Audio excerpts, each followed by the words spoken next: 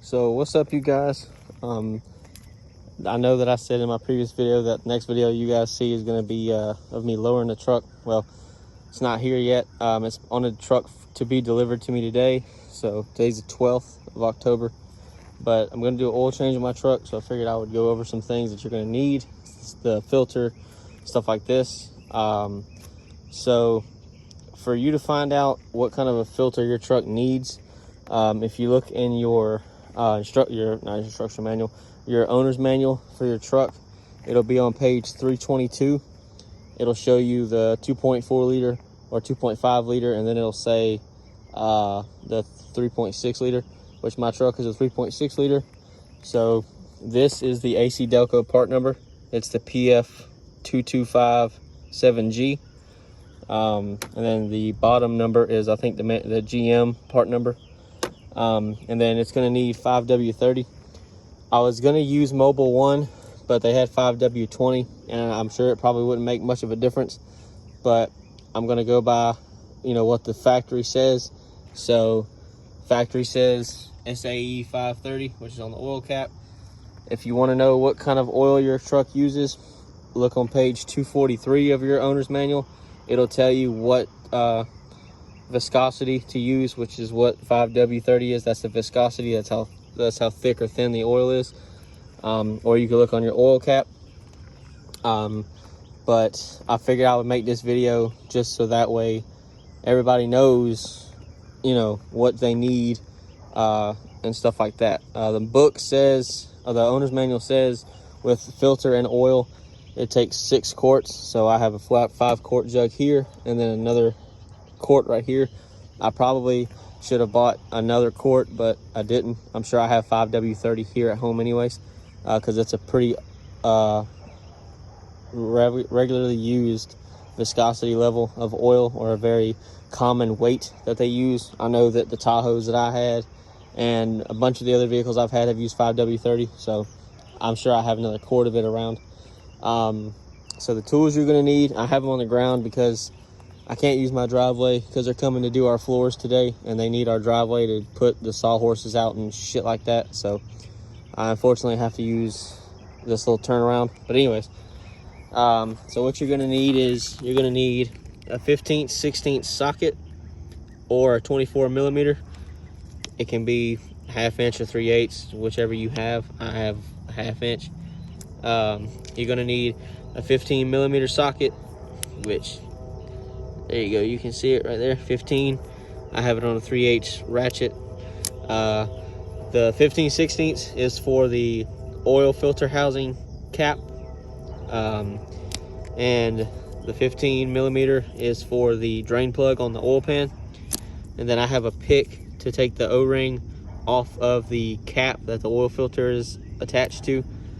And then I have a 6-inch extension, and then I'm gonna believe this is a 12-inch extension, but it's a wobble extension to get the oil cap off. I'm not really gonna go and show you how to do all this kind of stuff, and of course there's a fucking train, like always, every time, never fails. I'm not gonna go through and show how to change oil just because everybody should know how to do it. There's videos of people changing oil, just like there's videos showing how to reset the oil life light on these trucks. You can find that in your owner's manual. You can look it up on YouTube, so I'm not going to go through that. Like I said, my truck's a little warm because I just got home from work. I got all this on the way home, so my truck is still kind of hot, so that does help me. Helps the oil come out a lot faster since it's still kind of runny, I guess you could say.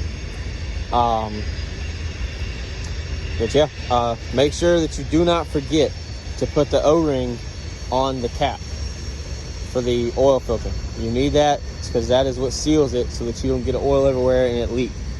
Also, make sure that you put a little bit of oil on that O-ring so that it doesn't go on dry.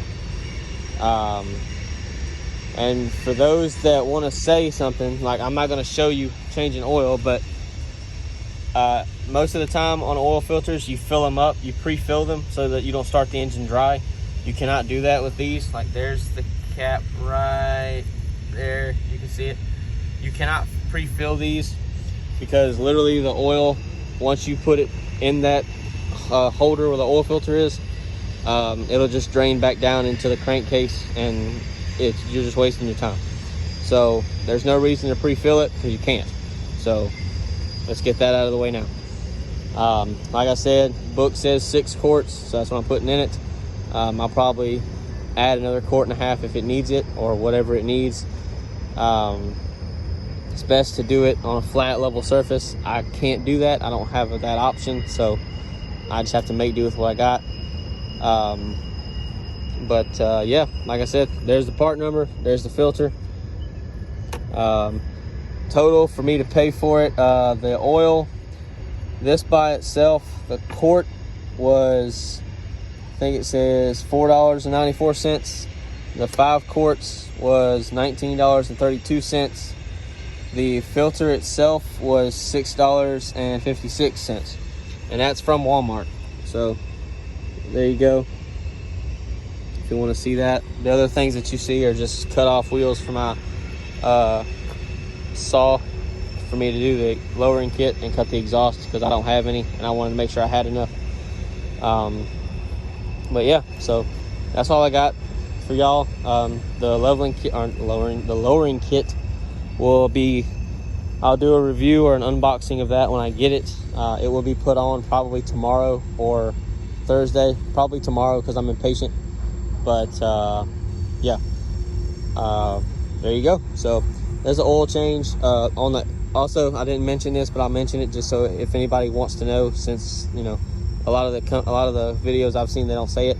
This is the LGZ engine V6. This L as in Larry, G as in Greg, Z as in zebra. LGZ V6, 3.6 liter, for anybody that wants to know. So this is a 2021 Colorado. This is the stuff you need to change the oil. If you want to take it to the dealer and not worry about any of this stuff, then go right ahead. I was going to do that originally. I know I said that before in my videos, but I changed my mind because I just don't want to have to sit at a dealer.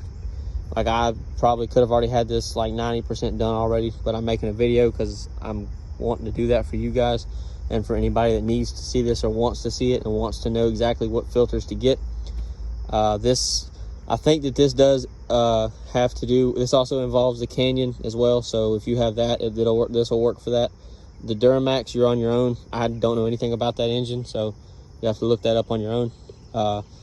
This does, I think, work for the 2020 and 2018 and 2019 trucks as well. I could be wrong, but I think it's exactly the same. So, I mean, there you go. So I hope this helps whoever needs it, because it definitely helped me.